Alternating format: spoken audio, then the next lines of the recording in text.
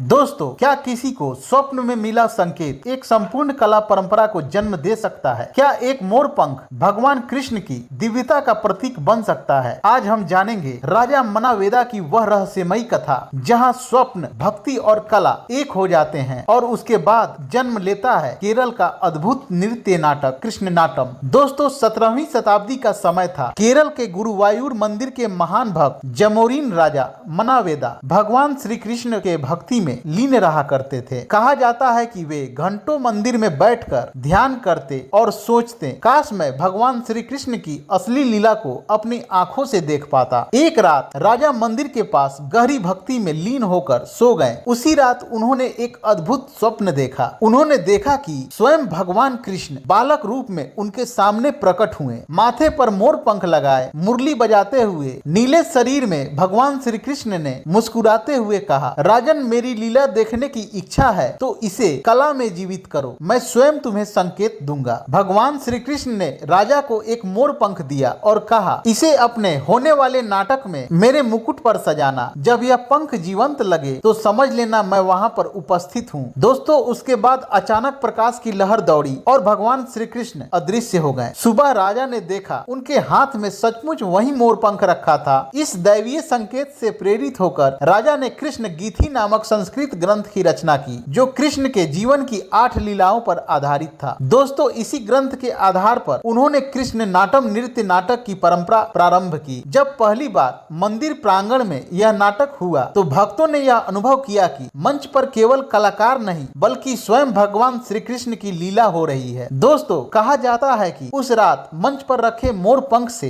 एक दिव्य सुगंध उठी, मानो जैसे भगवान श्री कृष्ण स्वयं वहां उपस्थित हों। दोस्तों, आज भी गुरुवायूर मंदिर में कृष्ण नाटम का आयोजन होता है। भक्त मानते हैं कि यदि मोर पंख झुक जाए या कंपन करे तो यह भगवान की उपस्थिति का संकेत होता है। यह नाटक केवल अभिनय नहीं बल्कि भक्ति, कला और दैवीय आशीर्वाद का संगम है। दोस्तों, जय श्री कृष्ण।